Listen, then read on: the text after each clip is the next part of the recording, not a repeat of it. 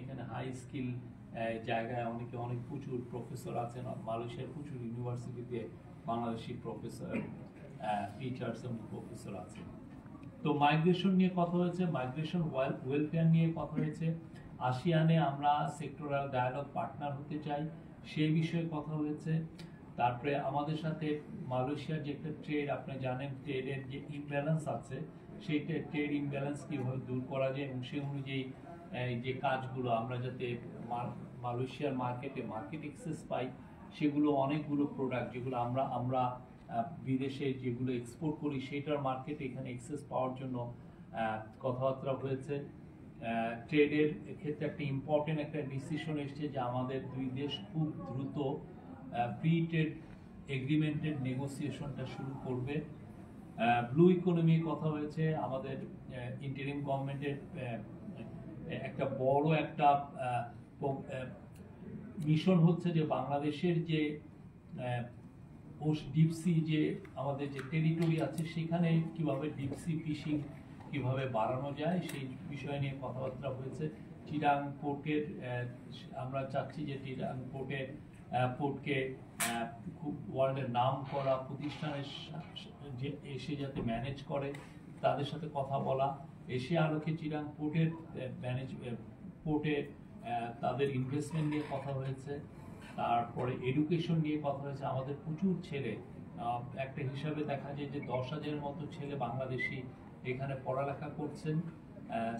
তারা যাতে গ্র্যাজুয়েশন করার পরে এখানে স্কিল লেবারের যে স্কিল ওয়ার্কারের যে ভিসা সেটা পান, সেই জন্য কথা হয়েছে।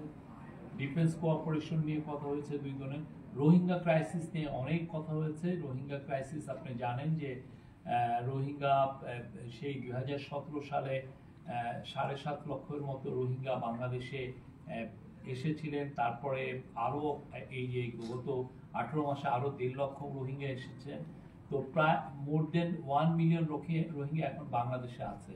এবং এই ক্রাইসিসটা আসলে দিনকে দিন মানে আমরা এই ইন্টারিম গভর্নমেন্ট খুব চেষ্টা করছে যে এই ক্রাইসিসটা কিভাবে রিজলভ করা যায় এবং এই রিজলভ করানোর জন্যই আনোয়ার ইব্রাহিমের সাথে এই বিষয়ে আলাপ হয়েছে। মালয়েশিয়া বলেছে যে তারা আমাদের সাথে থাকবে এবং আমাদের সাথে ওরা এবং ইন্টারন্যাশনাল যারা এই বিষয়ে যারা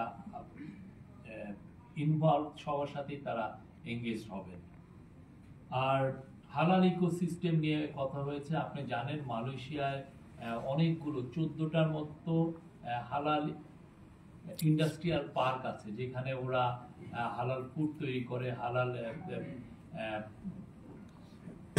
হালাল কসমেটিক্স তৈরি করে। তো এই 14টা ইন্ডাস্ট্রিয়াল পার্ক, এরকম পার্ক যাতে বাংলাদেশে আমরা করতে পারি সেটা নিয়েও কথাবার্তা হয়েছে এবং ওদের সাথে খুব আমরা বলবো যে খুবই ফ্রুটফুল একটা ডিসকাশন হয়েছে। বাংলাদেশ ওয়ার্ল্ডের তৃতীয় বৃহত্তম মুসলিম মেজরিটি নেশন হওয়া সত্ত্বেও বাংলাদেশের হালাল ইকোনমিটা সেভাবে টেক অফ করেনি। তো অথচ এই হালাল ইকোনমির সাইজ আজকে আমাদেরকে ওদের মালয়েশিয়ান এক অফিসিয়াল বললেন যে প্রায় $3 ট্রিলিয়ন। তো এই $3 ট্রিলিয়ন আমরা কিভাবে এই মার্কেটটাকে কিভাবে এক্সপ্লোর করতে পারি এবং সেক্ষেত্রে বাংলাদেশের প্রতিষ্ঠানগুলো যারা হালাল পণ্য উৎপাদন করবেন বা রপ্তানি করবেন তাদের সার্টিফিকেশনটা কিভাবে হবে, কিভাবে তারা ফ্যাক্টরিগুলোকে মানে হালাল সম্মত করবেন, সেগুলো নিয়ে খুব ভালো ডিসকাশন হয়েছে। এই ছিল আজকে মানে অফিসিয়াল ডিসকাশনের বিষয়। এছাড়া পরবর্তীতে এসে আপনারা জানেন যে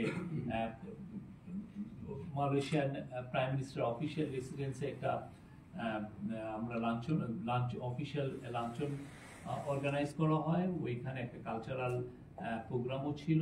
তারপরে আমরা এসে পড়ি। এখানে এসে পড়ার পরে অনেকগুলো মিটিং হয়েছে। একটা তো বিজনেসের, আপনারা জানেন যে আমাদের তরফ থেকে একটা বিজনেস ফোরামের মিটিং হয়েছে। সেখানে মালয়েশিয়ান যত বড় বড় বিজনেসম্যান তাদেরকে ইনভাইট করা হয়েছিল। সেই কনফারেন্সে প্রফেসর ইউনুস, আমাদের যিনি বিডার এক্সিকিউটিভ চেয়ারম্যান আশিক চৌধুরী এবং রবি এক্সিয়াটা, যেটা প্যারেন্ট কোম্পানি এক্সিয়াটা বেরহাত, এটার গ্রুপ সিইও বিবেক সুদ কথা বলেছেন। এছাড়া আমাদের আর আমাদের ইয়েও কথা বলেছেন, এফবিসিসিআর প্রধান এখন যিনি অ্যাডমিনিস্ট্রেটর আছেন ইনি কথা বলেছেন। এছাড়া আমাদের কমিউনিটি একটা এঙ্গেজমেন্ট ছিল, কমিউনিটি মেম্বাররা এসেছিলেন 1 ঘন্টার মতো একটা মিটিংয়ে, সেখানে আমাদের চিফ অ্যাডভাইজার কথা বলেছেন। জাস্ট একটু আগে যেটা হলো যে মালয়েশিয়ান যারা বিজনেসম্যান, মালয়েশিয়ার যারা আমাদের যারা বন্ধু মালয়েশিয়ান সোসাইটিতে, তাদের সম্মানে একটা ডিনার আয়োজন হয়েছিল, সেখানে চিফ অ্যাডভাইজার ছিলেন। তো এই ছিল হলো আজকে আমাদের কাজকর্ম। এছাড়া 3টা মিটিং হয়েছে, 3টা মেজর মিটিং। একটা হচ্ছে রবি এক্সিয়েটার বেরহার্ডের যিনি চেয়ারম্যান এবং ওদের গ্রুপ সিও, উনি এসেছিলেন আমাদের চিফ অ্যাডভাইজারের সাথে কথা বলতে। খাজানা, আপনি জানেন খাজানা হচ্ছে মালয়েশিয়ান গভর্নমেন্টের ওদের সভরেন ফান্ড, যেটা ওদের গভর্নমেন্টের একটা খুব পাওয়ারফুল একটা ফান্ড। তাদের চিফ এক্সিকিউটিভ এসেছিলেন, তাদের সাথে কথা হয়েছে। এবং মালয়েশিয়ার যে হালাল ইকোসিস্টেম নিয়ে যারা কাজ করছেন, ওদের এইচডিসি এবং ওদের যিনি এই পুরো বিষয়টা যারা দেখছেন, তাদের সিনিয়র অফিসিয়ালরা এসেছিলেন, সবার সাথে একটা খুবই ফ্রুটফুল মিটিং হয়েছে। এই ছিল আজকে আমাদের কার্যক্রম। আপনাদের কোশ্চেন থাকলে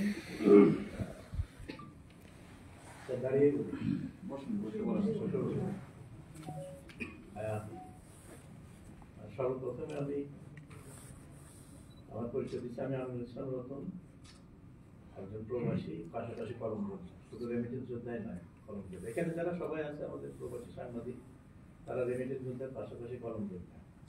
তো আমরা এখানে অনেকদিন থেকে সাংবাদিকতা করছি। এবং আপনি প্রশ্নটা করেন, সময় কম তো অনেকে লাইভ দেখাচ্ছেন। যাই হোক, আমি আমাদের সবার পক্ষ থেকে আপনাকে অনেক অনেক ধন্যবাদ জানাচ্ছি আমাদেরকে সময় দেওয়ার জন্য। এবং আজকের এই জাতীয় বিষয়ে ডক্টর সফরের ব্যাপারে আপনার কাছ থেকে আমরা আরো অনেক কিছু জানবো। আমি আমিনুল ইসলাম রতন। আচ্ছা, বাহান্ন নিউজে আছি। আচ্ছা, বলেন রতন ভাই। তো আজকের ব্যাপারটা হচ্ছে, আমরা কিন্তু সংগ্রামের মাধ্যমে, আমাদের লেখনের মাধ্যমে এম্বাসিতে প্রেস উইং চালু হয়েছিল, এখনো চলছে। আমাদের প্রেসের বর্তমান দায়িত্বে আছেন মাহবুব ইসলাম। এগুলো কিন্তু আমাদের এই আন্দোলনের ফসল। আমরা এখানে অনেক আগে থেকে 2011 থেকে আমরা সাংবাদিকতা করছি, এবং 2011 থেকে আমি সাংবাদিকতার সাথে সম্পৃক্ত। কিন্তু আজকে আমি আপনার সাথে আমার ভিতরে আলাপ হয়েছে, আজকে আমি দাওয়াত পেয়েছি দল হিসেবে। আমি বাংলাদেশের বিএনপি দপ্তর সম্পাদক, সেই হিসাবে দাওয়াত পেয়েছি। কিন্তু আমরা আমাদের এখান থেকে বেশ কয়েকজন লিস্ট দেওয়া হয়েছিল। সাংবাদিকতা এখানে একটি পেশা, অন্য পেশাজীবীরা যদি তাদের তারা দাওয়াত পেয়ে থাকে, কেন আমাদের সাংবাদিকরা এই অনুষ্ঠানে কমসে কম স্যারের বক্তব্যগুলো শুনতে পারতো? সেখানে কোনো কিছু অ্যালার্ট ছিল না, ফটো ক্যামেরা কোনো কিছু অ্যালার্ট ছিল না, আমরা এটা জানি। কিন্তু কেন আমাদেরকে সেখানে অবজ্ঞা করা হয়েছে, এই বিষয়ে আমরা আপনার কাছ থেকে জানতে চাই। না, এই বিষয়ে কোনো অবজ্ঞার কিছু হয়নি। আপনাদের সাথে তো আমরা বসছি রাত 10টায়, সে বিষয়ে সেই সময় আপনারা সমস্ত কোশ্চেন করতে পারবেন। ওইখানে বরঞ্চ আপনারা গেলেন কিন্তু কোনো প্রশ্নই করতে পারলেন না। এখানে তো আমরা সবার প্রশ্ন নিচ্ছি। বিষয়টা এইখানে, আমরা তো কমিউনিটির অংশ, আপনারা মিডিয়ার অংশ, কমিউনিটির অংশ। আমরা কমিউনিটির যাদেরকে আমরা এমবাসি মনে করছেন যে ইনভাইট করার দরকার, সবাইকে এই এমবাসির এই বৈষম্যের বিরুদ্ধে আমাদের কথা বলা। আপনাদের সবাইকে আমরা এখানে ইনভাইট করেছি। আমরা কিন্তু প্রেস কনফারেন্স নাও করতে পারতাম, কারণ আমরা প্রচুর প্রেস রিলিজ দিয়েছি। আমরা সবাই আপনাদের সবাইকে ইনভাইট করে এখানে নিয়ে এসেছি আপনাদের কথাটা শোনার জন্য। ওইখানে যেটা হয় যে আপনার একজন সাংবাদিক হলে তার কথা বলার চেয়ে ওইখানে তো কমিউনিটি মেম্বারের কথাটা ইম্পর্টেন্ট। আপনার এখানে মূল পরিচয় সাংবাদিক, আপনার এখানে মূল পরিচয় এখানে সাংবাদিক, আপনি ব্যাপারটা বুঝছেন না। এই আচ্ছা, আর একটা সেকেন্ড কোশ্চেন আমি প্রশ্ন করছি। আমি ওয়াহিদ সোহান, চ্যানেল 24। প্রথম প্রশ্ন হলো যে আপনি প্রধান উপদেষ্টার এই সফরের কথাটা ফলপ্রসূ মনে করছেন। সেকেন্ড যেটা, সেটা হলো আমাদের এখানে অসংখ্য অবৈধ অভিবাসী আছে, তাদের বিষয়ে প্রধান উপদেষ্টা আমাদের মালয়েশিয়ার প্রধানমন্ত্রীকে কোনো রিকোয়েস্ট করেছেন কিনা তাদের বৈধতা নিয়ে। থার্ড যে বিষয়টা, যেটা হলো ফ্রি ট্রেড নিয়ে কথা বলেছেন, আমাদের দীর্ঘদিন কিন্তু এই এফটিএটা চলে আছে, এই ব্যাপারে আদৌ কোনো ডিসিশন কি বাংলাদেশ পাবে কিনা? আর আমি থার্ড থেকে যাই, আমি পরে থার্ড কোশ্চেনটা হচ্ছে এফটি আমরা আজকে যে বায়োলিটাল যেটা টক্স হলো, এটা হাই লেভেল আমাদের পক্ষ থেকে চিফ অ্যাডভাইজার ছিলেন, ওদের পক্ষ থেকে আনোয়ার ইব্রাহিম ছিলেন, সেখানে এটা বলা হয়েছে যে এফটিএ যে নেগোসিয়েশন খুব দ্রুত শুরু হবে। আর আপনার সেকেন্ড কোশ্চেনটা ছিল হলো কতটা ফল, প্রথমটা হলো কতটা ফলপ্রসূ। আমরা মনে করি এটা খুবই ফলপ্রসূ একটা সফর হয়েছে। আমাদের সাথে মালয়েশিয়ার যে সমস্ত বিষয়ে আমাদের সাথে তাদের সম্পর্ক আছে, যে সমস্ত বিষয়ে আমরা বারবার তাদের সাথে কথাবার্তা বলি, প্রত্যেকটা ইস্যু এসছে এবং খুব ক্যান্ডিড আলোচনা হয়েছে, খুব ভালো মতো ফলপ্রসূ আলোচনা হয়েছে। আপনি মাইগ্রেশনের ইস্যুটা এসেছে যেটা খুবই ইম্পর্টেন্ট একটা বিষয়, প্লাস ট্রেডের ইস্যু এসেছে, ট্রেড অ্যান্ড ইনভেস্টমেন্ট মাইগ্রেশন ইস্যুটা আসলে স্পেসিফিক আমাদের তরফ থেকে আমরা তাদেরকে বলেছি যে নতুন নতুন এরিয়াতে যাতে আমাদের বাংলাদেশি ভাই বোনদেরকে নেওয়া হয়। যেমন ধরেন কেয়ার গিভার একটা খুব ভালো একটা এখানে সম্ভাবনা আছে, সিকিউরিটি গার্ড। আরেকটা হচ্ছে যে আপনার স্কিল লেবারে আপনি জানেন মালয়েশিয়া সেমিকন্ডাক্টরে মালয়েশিয়া খুবই উন্নত করছে এবং প্রচুর তাদের ইনভেস্টমেন্ট এসছে। তো সেমিকন্ডাক্টরে যাতে আমাদের ছেলে মেয়েরা যারা এখানে পড়েন, ধরেন ইলেকট্রিক্যাল ইঞ্জিনিয়ারিং, তারা যেন এখানে এই কাজটা করতে পারেন সেই জন্য আরোপ হয়েছে। প্লাস আমাদের যারা ডক্টর ইঞ্জিনিয়ার যাতে মালয়েশিয়া এসে মানে হাই স্কিল লেবারে ওয়ার্কে কাজ পান, সেই জন্য এই কথাবার্তা হয়েছে। আর ওরা দুইটা বিষয় একদম স্পষ্ট জানিয়েছেন যে বাংলাদেশের লেবার ওয়েলফেয়ারের জন্য একটা হচ্ছে যে এখন থেকে বাংলাদেশি যে কোনো ভাই বোন যারা এখানে কাজ করছেন, যাদের ধরেন ইংরেজির উপরে দক্ষতা কম, তারা এখন থেকে বাংলায় তারা কমপ্লেন করতে পারবেন, যে কোনো বাংলায় একটা কমপ্লেন করা।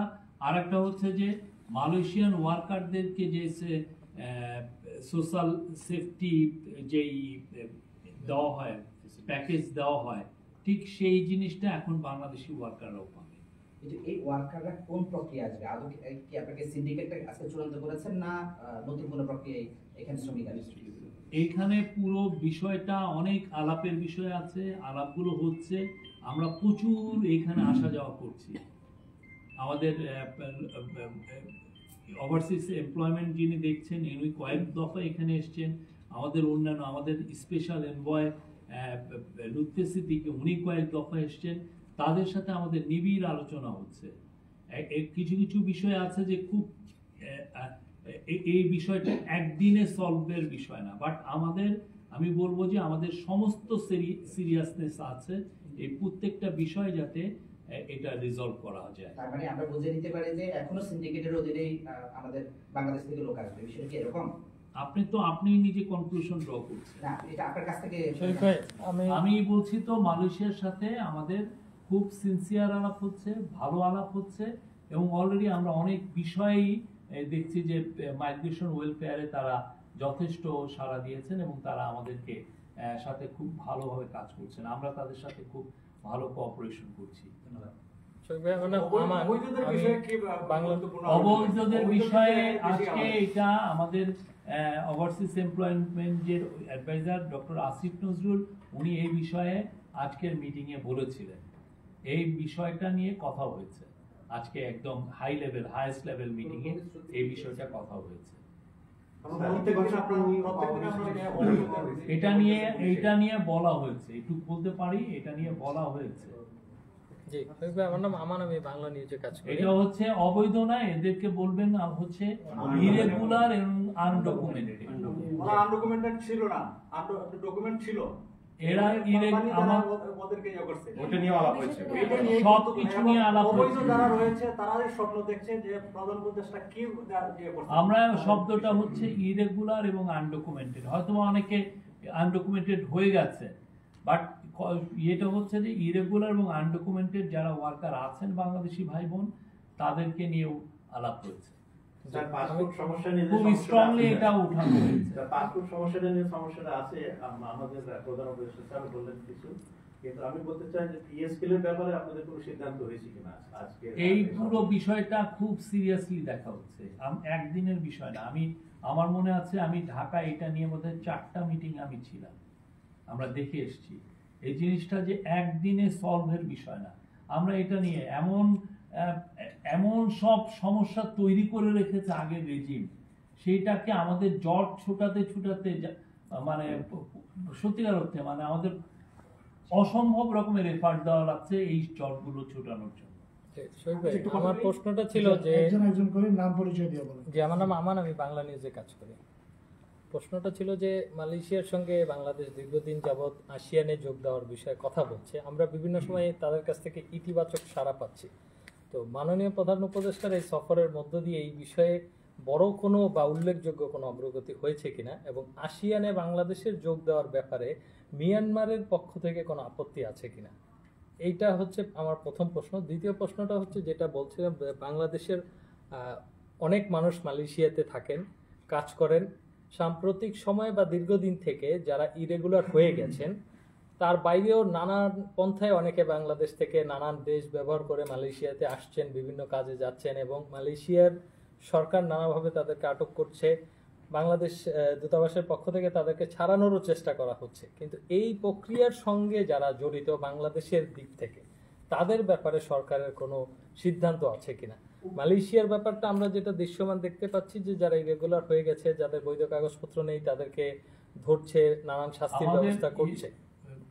যারা হিউম্যান ট্রাফিকিং এর সাথে জড়িত জি, তাদের বিষয়ে আমাদের তো জিরো টলারেন্স। আপনি দেখবেন যে প্রচুর যারা এই হিউম্যান ট্রাফিকিং এ জড়িত তাদের অনেককে বিরুদ্ধে আমরা অনেককে অ্যারেস্ট করা হচ্ছে, তাদের বিরুদ্ধে অ্যাকশনও নেওয়া হয়েছে, এইটুকু আমি বলতে পারি।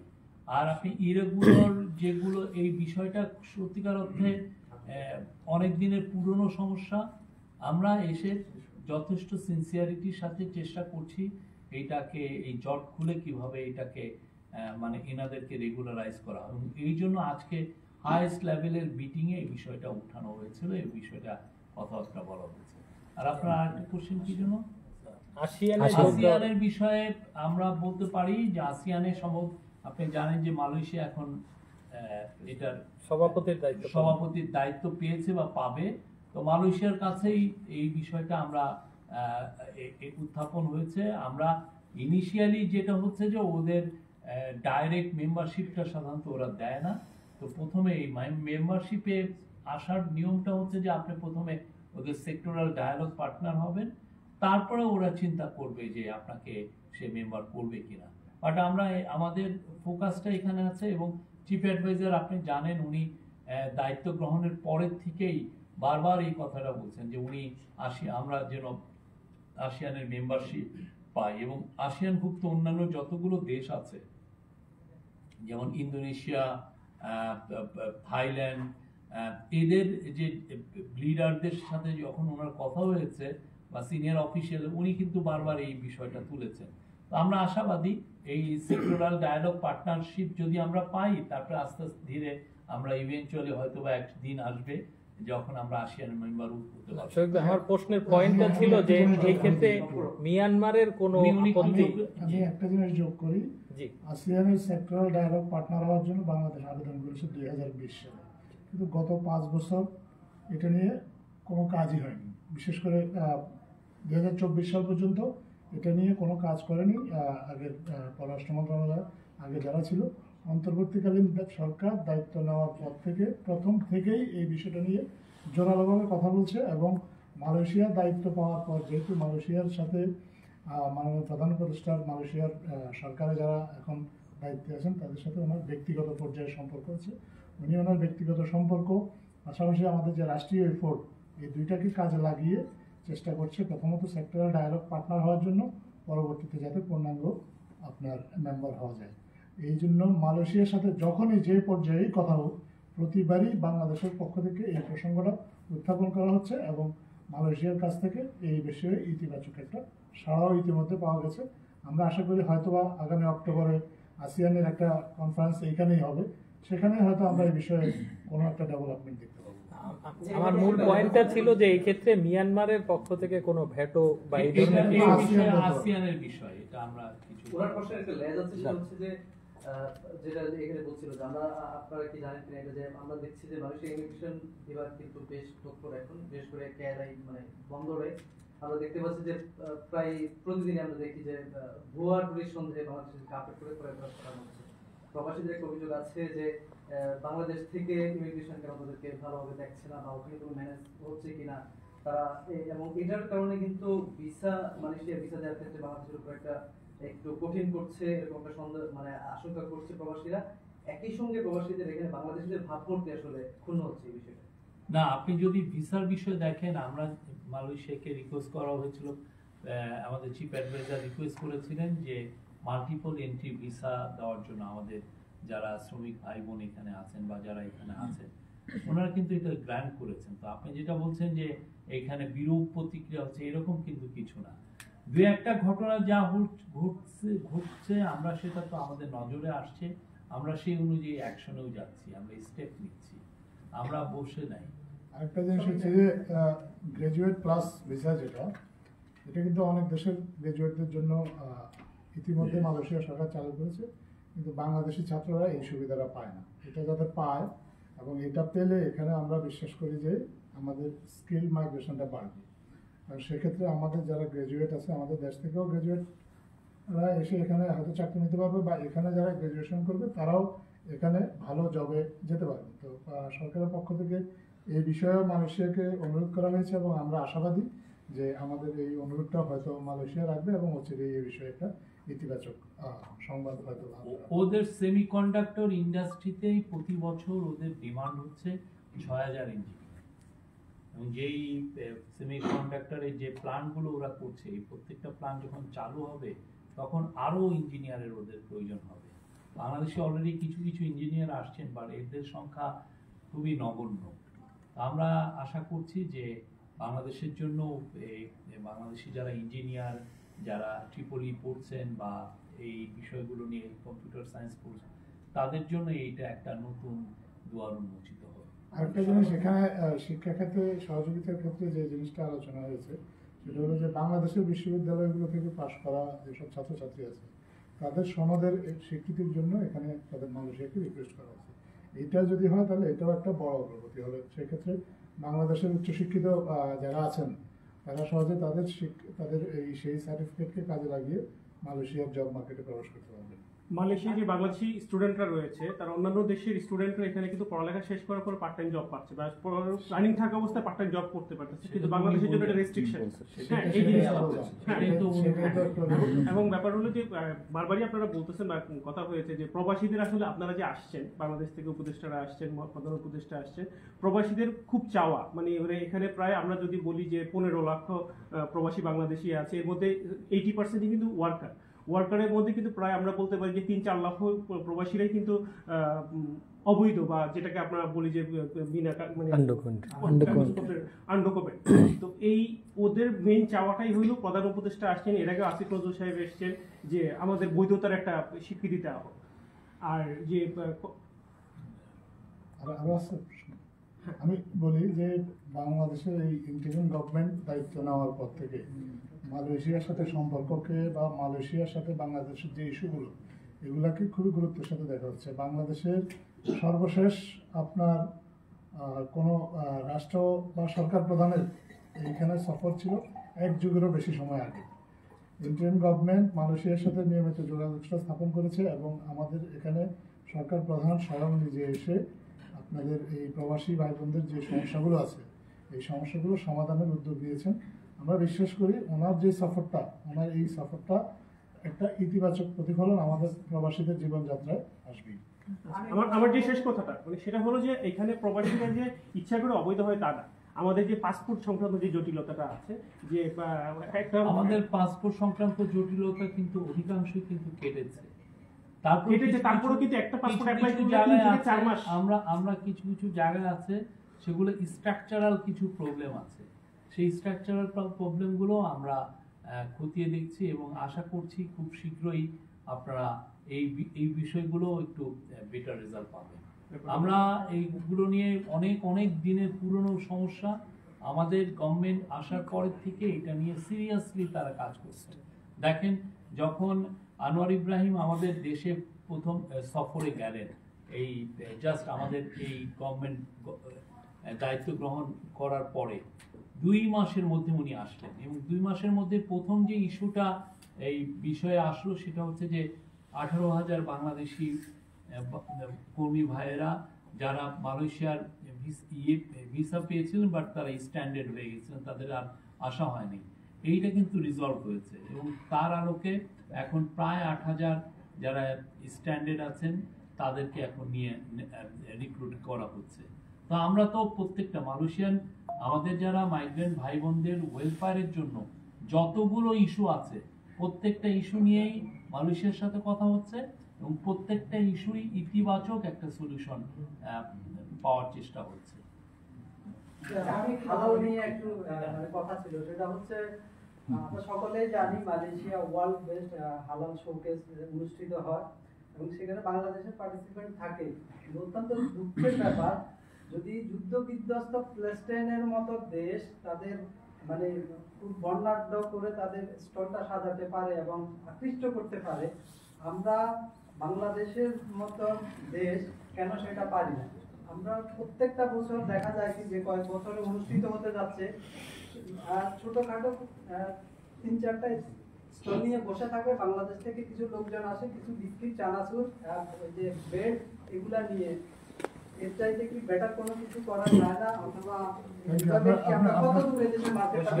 আপনার প্রশ্নটা পরিষ্কার, এবং আপনি যে কনসার্নটা ব্যক্ত করেছেন এটাও নিশ্চিত, এটা অতীতে হয়েছে, এবং এইটা যাতে অ্যাভয়েড করা যায় এবং এই সিচুয়েশনটাকে যাতে ইমপ্রুভ করা যায় সেজন্যই তো এখানে আলোচনা হয়েছে। আজকে আপনি দেখেছেন যে এই বিষয়ে একটা এমওইউ সাইন হয়েছে।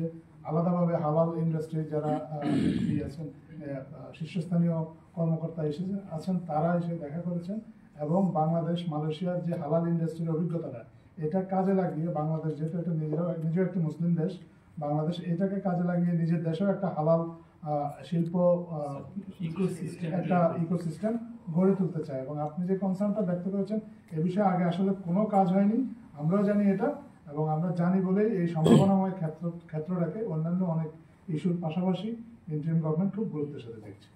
আমি মানব জমিন থেকে বলছি, আমি একটা আমি এসি সৌরভ আগে সবার আগে বলতে চাই, আসলে 24-এর পরে আমরা যেভাবে প্রশ্ন করতে পারি, এই সুযোগটার জন্য ধন্যবাদ যে আমরা নির্দ্বিধায় প্রশ্নটা করতে পারি। আমি আসলে ইএসকে নিয়ে একটা কথা বলতে চাই, যেটা হচ্ছে এটার যে চুক্তিটা ছিল সরকারের সাথে, দূতাবাসে বসেই তারা এই সেবাটা দিবে, কিন্তু তারা চুক্তি লঙ্ঘন করে সরকারের রাজস্ব ফাঁকি তো দিচ্ছে, অতিরিক্ত অর্থ আদায়, প্রবাসীদের মারধর এবং সরকারের সম্পদ ধ্বংস করে, সম্পদ ধ্বংস বলতে ইনফ্রাস্ট্রাকচারে যে সার্ভারটা দূতাবাসে স্থাপন করা ছিল সেটা কোনো রকম অনুমতি ছাড়াই তারা জোরপূর্বক প্রতিসাধন করে তাদের অফিসে স্থাপন করছে।